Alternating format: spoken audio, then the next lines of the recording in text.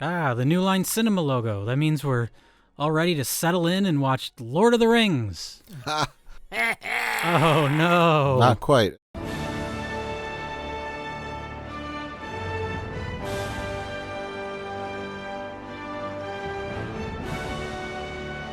Well, that was the weird thing for me watching this. It looks so dated. And that's the first time I've said that about a movie from like 2000 on. Yeah. Because this looks like something from like the early to mid-90s. Yeah, you know what's interesting about this movie? I saw this film in the theater. That might be the most shameful thing I've ever admitted. Wait a minute. Who are you? I'm a man that played Dungeons and Dragons in high school quite a bit. I have something more shameful. I didn't play Dungeons and Dragons in high school, but I did see this movie multiple times in the theater. Multiple times? I had a mild obsession when this movie came out, and I thought this was going to go on to be one of those famous so bad it's good movies, and it's kind of faded away, which is a shame because this movie is hilarious. Well, Jeffrey Irons it's his best role. Jeremy. Jeremy. Oh my God! I pulled a Rich Evans. You did, and it's appropriate that you did because you're Rich Evans. You can control dragons. With the dragon army at my command, I can crush the Empress and control what is rightfully mine. You don't like that, do you? Good. I can use every ounce of your rage. Because you Mike, you Yeah. were a Dungeons and Dragons guy. Yes. I wasn't. I actually kind of regret that in hindsight. I wish I pestered you to be a part of the gaming sessions, but I never did. Yeah. We did the movies. We did fuck around making short, goofy films. Yeah, Newsflash: Rich and I were nerds in high school. We made embarrassing comedy movies in my parents' basement. We made stupid Star Trek crap. I dressed you up in costumes. Wait, that was funny. You said embarrassing comedy movies at the exact moment that Jeremy Irons put his head down in shame. In front of this pool of CGI dragon blood. Yeah. That makes water explode. It turns water on fire. Mike, is that a D&D thing? Does dragon blood make water explode into fire? No. Well, when was the last time you saw a river catch on fire? Oh, I had. Rich, do you remember when we saw Star Wars episode whatever, the one where Darth Vader rises up and says, "No"? Yeah. Do you remember how you laughed for a half an hour after that happened? I had a similar moment in this because I saw this with a friend, who was under the influence of not alcohol, but a substance that you smoke, right? I was not, and I was not aware that he was, right? Uh-huh. And there's a scene in this movie, it's the highlight of the whole movie. It's when Gimli the dwarf looks right at the camera. Oh, yes. And breaks the fourth wall and says, "That's a terrible way to do business." Not only does he look at the camera like dollies in on him. Yes. They're very proud of the fact that he's breaking the fourth wall. It's the standout moment of this movie.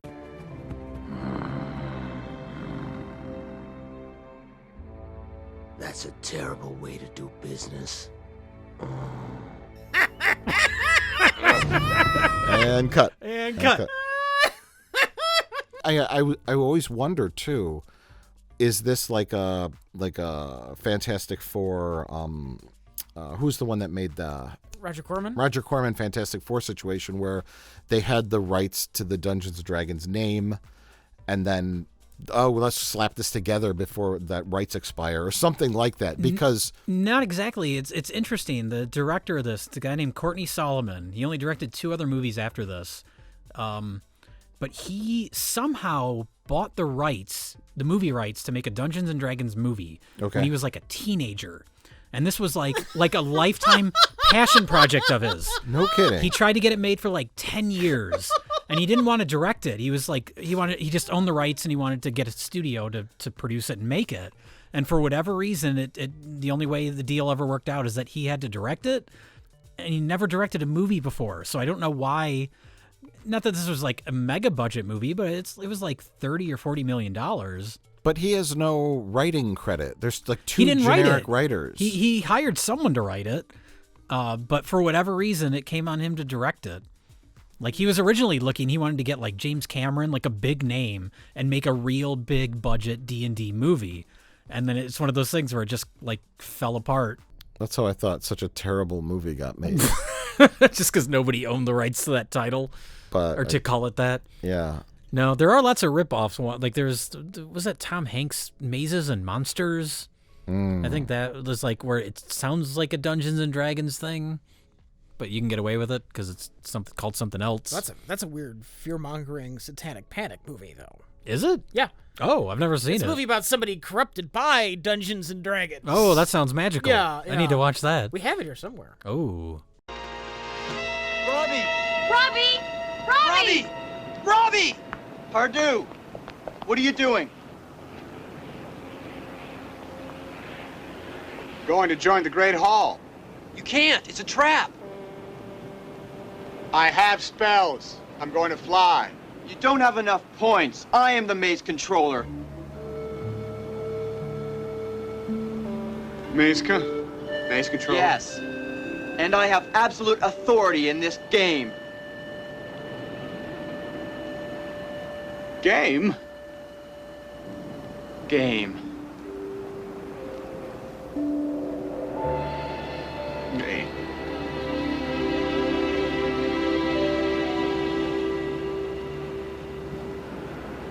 TJ, what am I doing here? Now, is this something that's accurate to the D&D game, where you can put rape worms in a guy's head and make him look like he's shitting himself? No, that's just what Jeremy Irons does.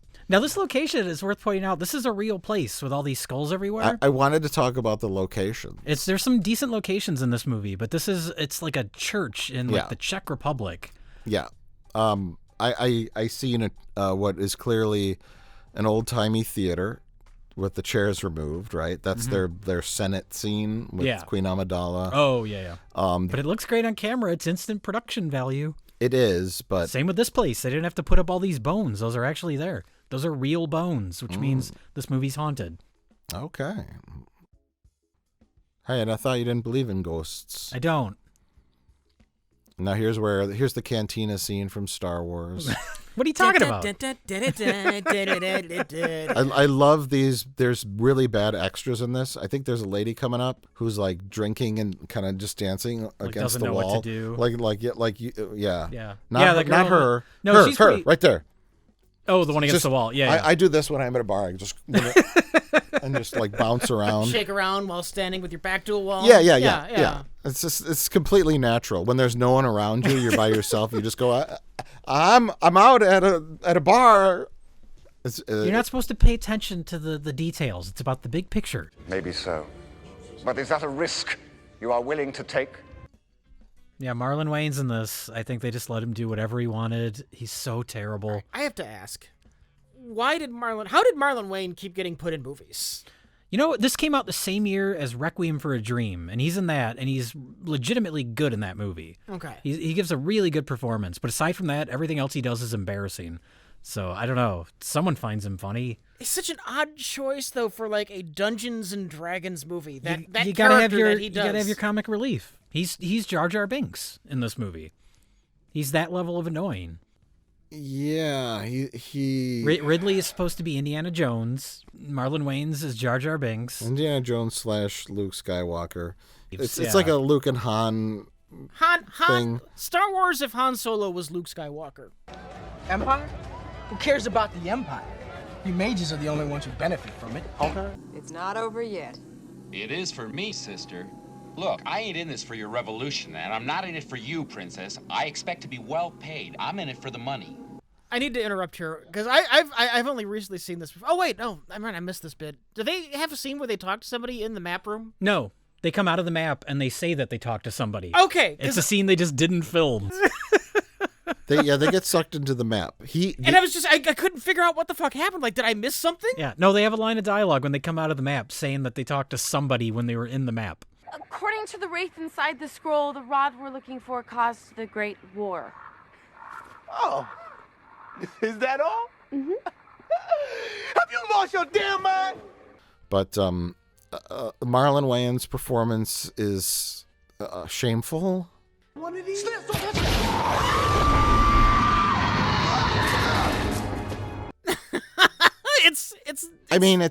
It's when people joke about like the black guy in a movie. You know what I mean? It's like where he has to act obnoxious, and it feels very dated. Like, it's not me. It was cringy in that way at the time, right?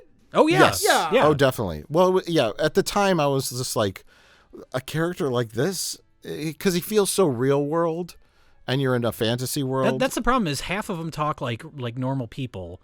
Like, it feels really anachronistic, which I know this isn't a real time period, but whatever. It's a fantasy world. But yeah, Marlon Wayans just is doing Marlon Wayans. The guy, what's his name? Justin Whalen, who plays Ridley, is just like a guy from 90s movie. He has the 90s movie haircut. Yeah. And the attempts at jokes where he's like, give me your best wine. I mean, your cheapest. Like, it's just so... It's like you put it in as a placeholder until you put a real joke in. Bartender, give me a bottle of your best wine.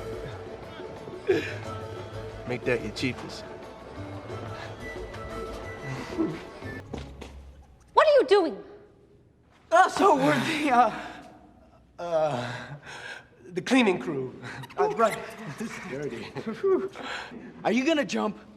You gonna catch me? I'm gonna catch you. Promise? I promise. Now jump. All right.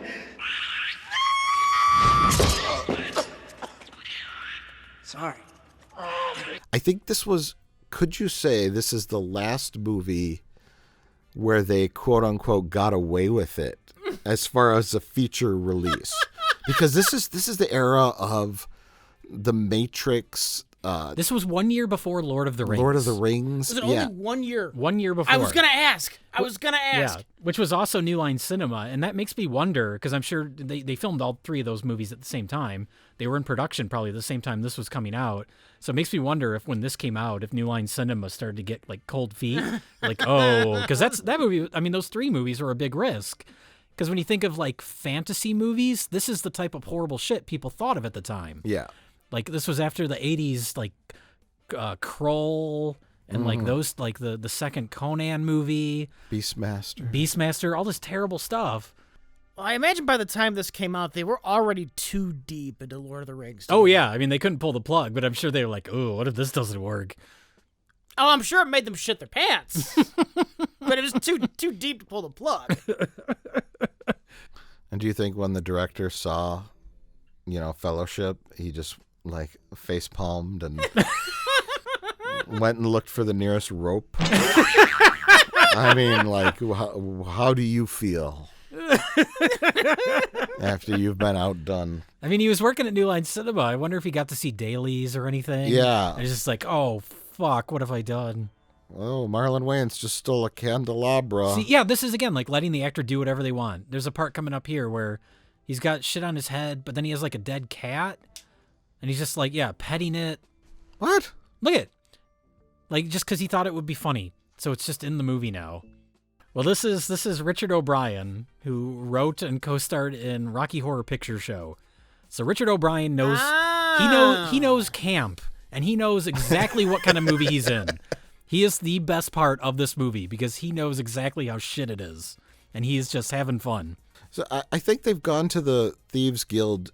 They have to go through the maze, but they're trying to get the Rod of Sevrel. Yes, but they keep talking about this maze, and it's this massive maze, and no one's ever survived, and it's 3 tiny rooms. Oh, hello. Richard O'Brien at your service. Your mellifluous maitre d' to the crystal maze. Once again, 6 comely companions are prepared to match their dexterity and cunning against the many perplexing games which abide within. They seek elusive crystals with which to purchase time within the crystal dome. There they must shake the hand of fate and emerge defeated or victorious. That's simple enough, isn't it?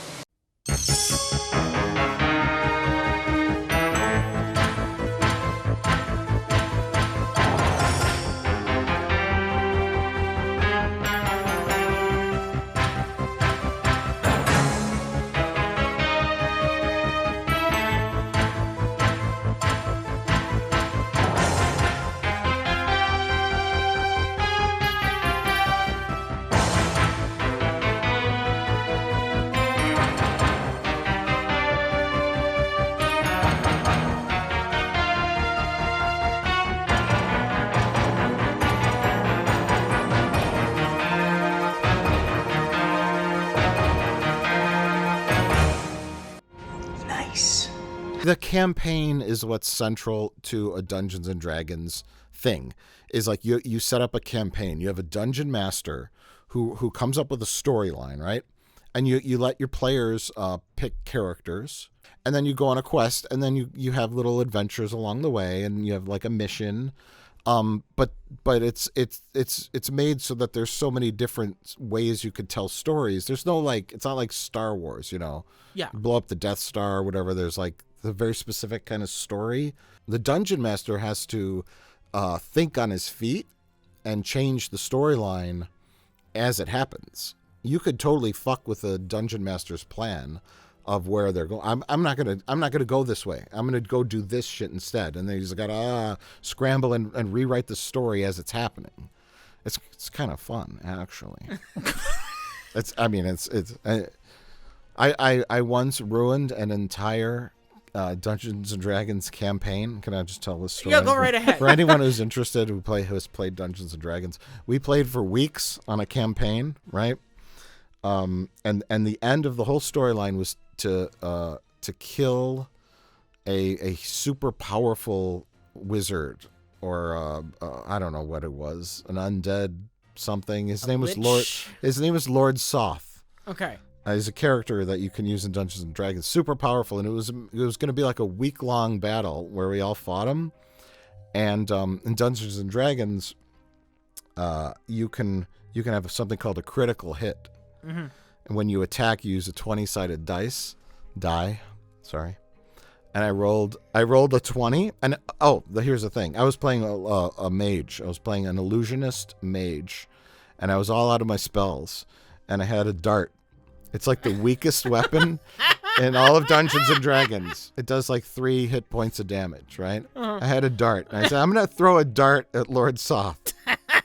And I rolled a 19. And then if you roll so high, if you roll like above an 18, then you counter that with a critical hit. If you roll like a 1 or a 2, you accidentally injure yourself.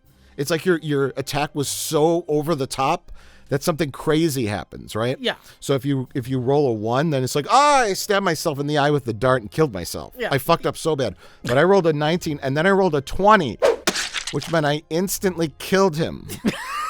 So this big bad guy, I threw the dart, and he's like, you throw the damn dart, and it flies right into his fucking eye, and it kills his brain, and he's done. And he threw the thing, and he stormed off. You just killed Lord Soth with a dart. But that's the kind of stuff that could happen when you play Dungeons and Dragons, because you're rolling dice. Yeah. You know, you could really. It's like when we play Risk. You know, yeah. You roll dice and chance. There's a lot of chance, but then there's you interact with your other characters at the table and blah blah blah blah. Oh, you was talking to us. Oh, we was confused because your third eye was looking at somebody completely different. Take him away. The plot of this movie is about tolerance. And everyone understanding and getting along. Well, Thora Birch wants to make mages and commoners equal. Yes. Commoners don't like mages because they got all their magic and whatnot, and they think they're above everybody. Is that a Dungeons and Dragons lore thing? No. Okay. He's not stepping on the map. Yeah, it's weird. He steps next to it. That drives me crazy. It's like they didn't want to wreck the prop. We can't damage the prop. We only got one. Where else could we find a rolled up piece of paper? We're in Yugoslavia. Well, this is the famous ear rape scene. Yeah, the monster that's killing him is also ultra helpful. Yeah. And useful. I mean, this is just the stupidest looking thing. Yeah. This is one of those things where it's like, how did anyone involved with the movie look at this and decide it was acceptable? I'm shocked, Mike, this wasn't your laugh for 15 minutes scene in the movie. This was for me. The first time I saw this, we were laughing so hard. He's got 2 worms coming out of his ears.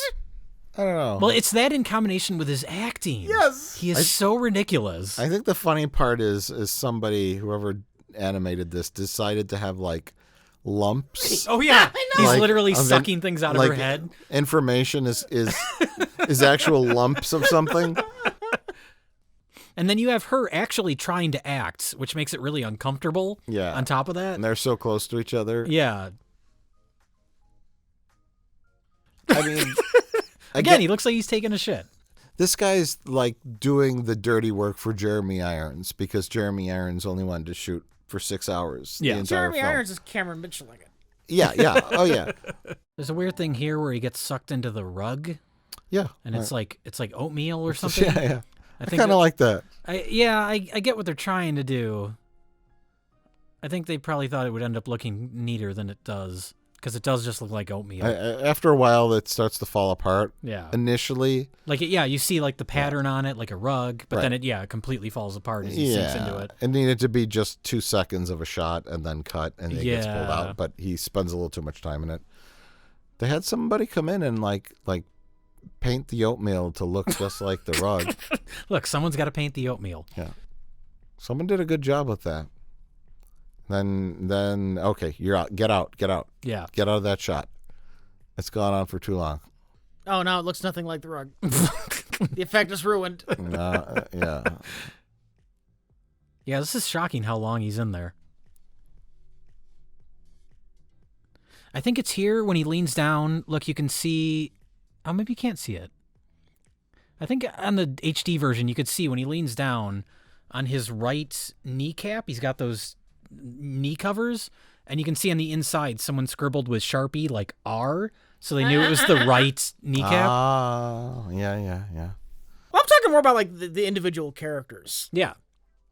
Like, I don't care about Marlon Wayans. I don't care about Ridley. No. I don't care about what's her name? Bridget Jones. Bridget Jones. What's the wizard girl? Wizard girl. What's her name? I don't know. I know. I don't care about her. You care about not Gimli, right? No, I don't care about the not dwarf Gimli because he hasn't done anything in this fucking movie. Oh, No. he joked earlier about having sex with dwarf women and grabbing onto their hair. So he's just kind of a crude asshole. The problem with elves is they ain't got no meat on their bones. You gotta get yourself a nice 250-pound dwarf, huh? With hair on her chin you can hang on to. Yeah. But like you said, why are we supposed to care? Meh. It doesn't bother me. Do whatever you want. Thora Birch, Jeremy Irons, I don't care. She's Princess Leia, he's Darth Vader. He wants to stomp out with the resistance. She wants to empower people. I think this was Thora Birch's first movie after American Beauty. Patronize me, Azmath, for I understand all too well. Yes, I violate the law in defying the council. But if I were to give you this scepter, my crime would be graver yet, for I would be defying my conscience and our people. Do all these people have the same agent? Not anymore. It's no longer working. I think Jeremy Irons said something about he just bought a house or something. Like that's why he did this movie. Oh, yeah. To pay off his house. Do we need this? We're told we need it because it makes people earn money. Now this is fucked up. This is so violent. This is so serious and violent.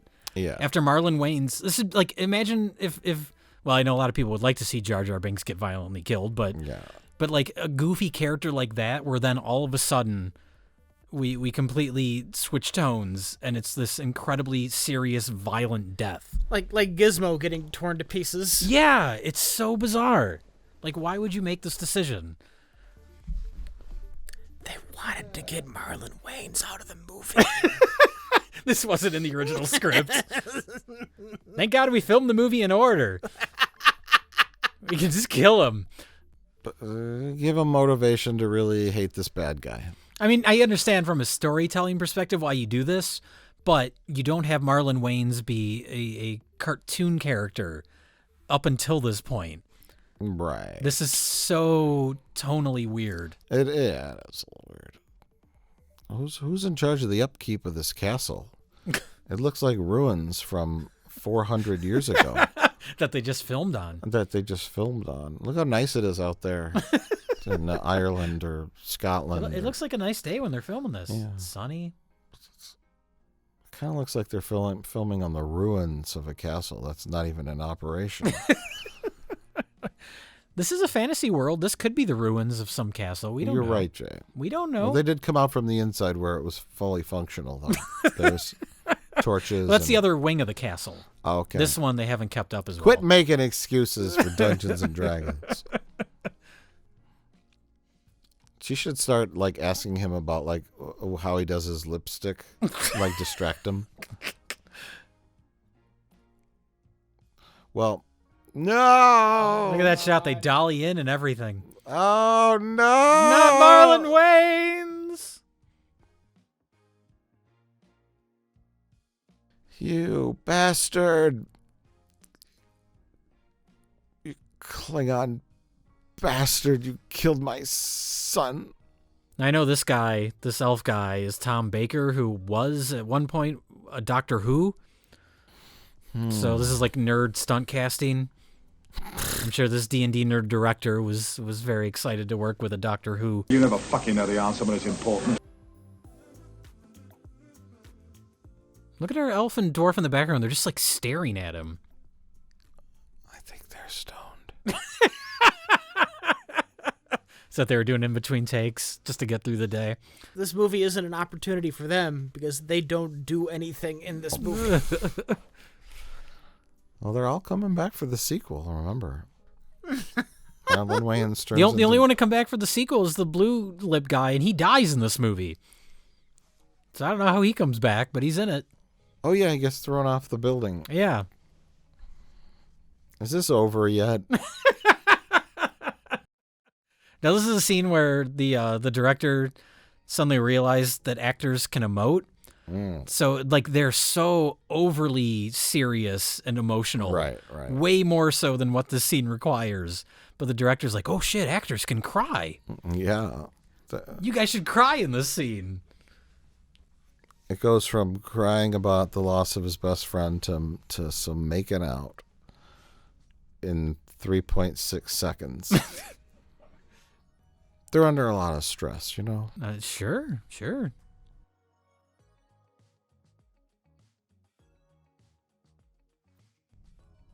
Do you think this guy put this scene on his reel? Of shame. Why are they in the Ewok village? Because this movie desperately wants to be Star Wars and Indiana Jones. But it wants nothing to do with Dungeons and Dragons. Don't make no sense. Does Magic Sword do anything magical? No, it's able to fight blue-lipped guy's sword, and it sparks with like electricity. It's like a little Star Wars battle. Oh, and for no reason at all, only he can go in. Because our other characters aren't allowed to ever do anything. There's a force field until they show up at the end somehow. And they don't do anything. And then they don't do anything. Only you were meant to pass for some reason. Because he's so special. Jay, it's because it's lunch. They're breaking for lunch. All of a sudden. Oh my God, we're here. We're already in the dragon this comes battle. out of nowhere. It just starts. We keep cutting from these epic CGI city shots to this tiny set with Jeremy Irons. 1 year away from Lord of the Rings. I like how all of them fire magic missiles and they all just miss. This whole end is so lazy. It's just, the final battle just happens with no build-up. The hero, he just gets teleported. And all of our characters are just on this one little building set. This one little ledge. I guess Thora Birch is out there, but she's just on a green screen. I have to give Jeremy Irons' character credit here, because I haven't seen this in a while, and when I watched it, he's like, "You said you'd, because he just said I lied. You said you'd remove the thing from my brain, yeah." And then I totally. No, what about my head? I totally expected him to turn and go, "I lied." Yeah. And then I no longer have any use for you. Or I'll get it out of your head, and then his head just explodes. Yeah. And then the thing comes out. But he does free him. He legit frees him from his brain parasite, and then everything's good. Until he gets thrown off of a roof. He kept his word. Does Jeremy Irons save this movie? Is his performance fun? Oh, yeah. He's legitimately hilarious in this one. You can run, your ladyship, but you'll never run far enough. Let their blood rain from the sky. He's not in it enough, though.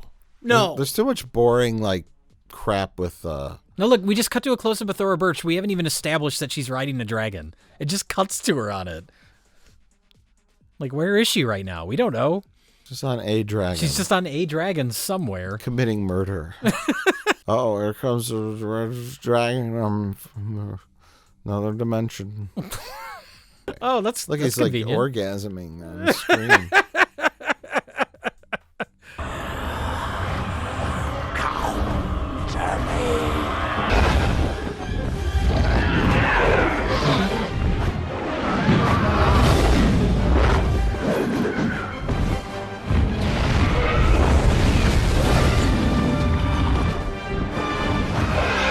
Oh, God.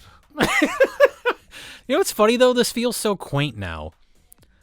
Like, this looks terrible, and I remember it feeling, like, too overstuffed back at the time it came out. Yeah. But compare this dumb shit to, like, Man of Steel. I guess we compare everything to Man of Steel. But that overblown ending where it's just, like, nonstop noise. This feels so small. This looks like a Dave Waskovich movie. Like, suburban Sasquatch, like, throwing a car in the background. That's kind of what it looks like. That's almost on the level. And it's amazing that this was in movie theaters. Like, those smoke trails look terrible. Yeah. Terrible. Well, that's why I saw it multiple times in the theater. I was just so excited to see something this crappy. Not so talented, eh, Mr. Ridley? I've enjoyed our little chat, but now it's your time to die. Now's your time to die. Oh, good. She showed up to not do anything. Oh, maybe you should use magic since you're a mage, Oh, too. good. He showed up to not do anything. And then, wait your turn. Wait your turn. Wait your turn. Yeah, She is. Oh, she showed up to not do anything. How'd they show up? How'd they get there?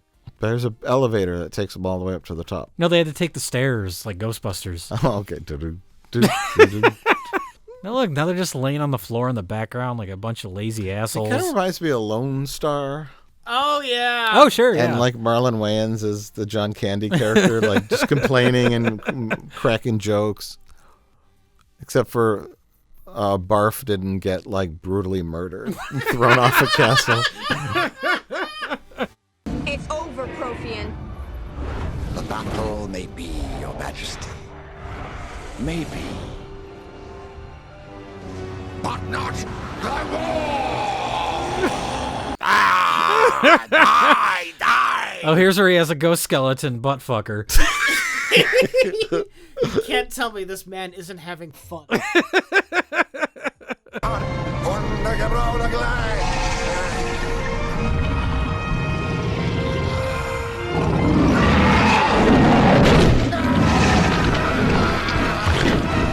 So what good did our hero do in this whole situation? Oh, he broke the staff. He found all the components But if our to hero bring never, the staff to the bad guy. If our hero, yes, if he never found the staff, Why was he trying to get it? Jeremy Irons never would have had it, Yeah. and then her dragons would have killed him anyway. Yeah.